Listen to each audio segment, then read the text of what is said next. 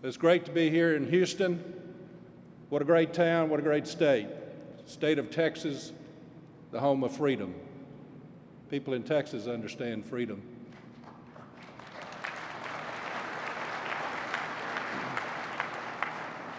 You know, last fall, just before the elections, as community organizer-in-chief, President Obama demanded that his followers extract revenge.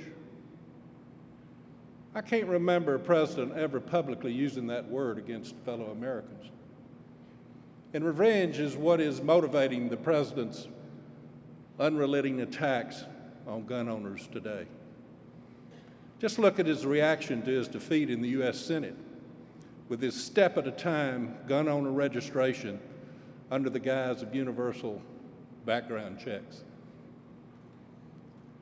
There is nothing that criminals do with guns that isn't already against the law, with federal penalties ranging from 5-year mandatory sentence to life imprisonment. What this universal scheme would have done is to make honest citizens do a criminal act, sell a gun to a good neighbor, just like you would do today, become a felon. And the government takes your guns. But losing in a Senate vote is not about to stop Obama. He's now threatening Democratic senators who are friends of NRA. He will destroy them if he can. We must support friends who support our cause.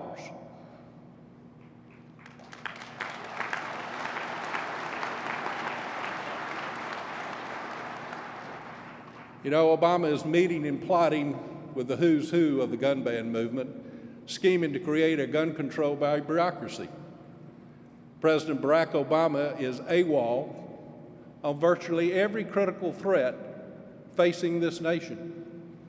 He's AWOL on border security. He's AWOL on the deficit. He's AWOL on national defense. He's AWOL on terrorism. But there's one issue where Obama is not AWOL: gun control. But there's something Obama will never understand. You, me, our friends, neighbors, co-workers, colleagues, and family, and the larger family of patriots who know that the Second Amendment, the freedom of our republic, trumps the Chicago political machine and its gun-ban agenda every time.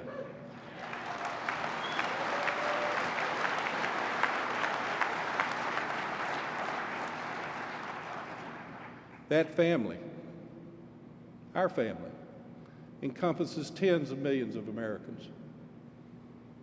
We are the vanguard of those citizens. The gun lobby, that's you. You and the millions more who are under constant attack for their beliefs in the freedom of our unique republic. When their liberty is at stake, ordinary Americans who trump the billionaires, the media, and the politicians every time.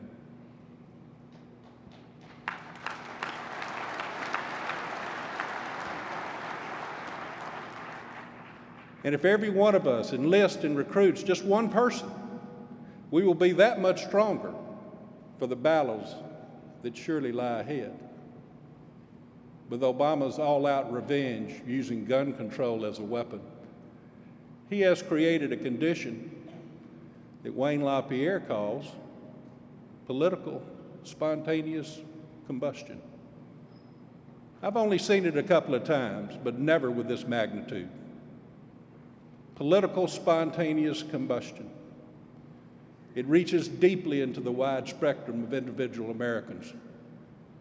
And it's growing. It is a remarkable force for good. Look at what's happening in firearms commerce today. Millions of Americans are becoming first-time gun owners. And people everywhere are reacting to a very real series of threats to our continued liberty. Spontaneous combustion. The media calls it fear. That's not it. That's not it. It's a sense of rational outrage that's been building for a very long time. It's not going to diminish. It's not going to go away. I hear some Americans say, with the last election, the country is lost. No, no. An election was lost. There's another election, more important for the Second Amendment, right around the corner.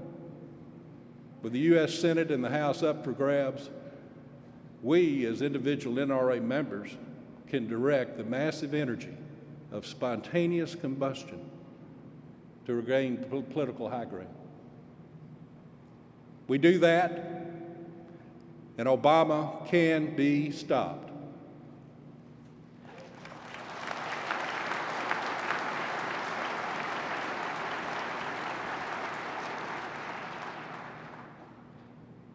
You know, that gets me to our president, David Keene.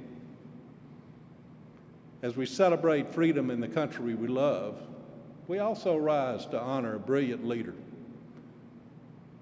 who, as NRA president, dropped his decades-old political career, his roles as an author, as a strategist, and as head of the American Conservative Union, to devote all of his energies to our singular issue. His decision to assume the reins of leadership of NRA at this critical time didn't come easy or without sacrifice. But leaders are defined by the principles they hold dear and by their determination to use every ounce of energy, intellect, and wit to protect what's right and to steer history's course for the benefit of future generations. Put another way, for all of you here who are from Texas, you'll understand this. David Keene made dust. He never ate it.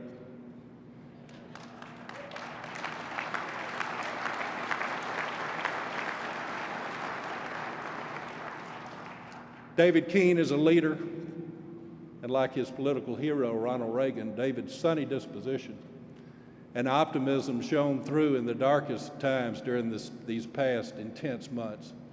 It tested our association and tested our very union.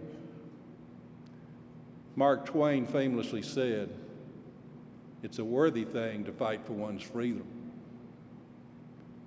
It's another sight finer to fight for another man's."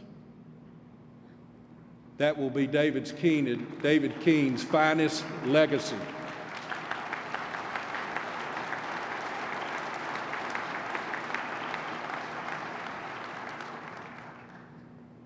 It's with a great deal of personal pleasure and deep honor to present a man who embodies all that is good, all that is right, all that is honorable, and all that is wise.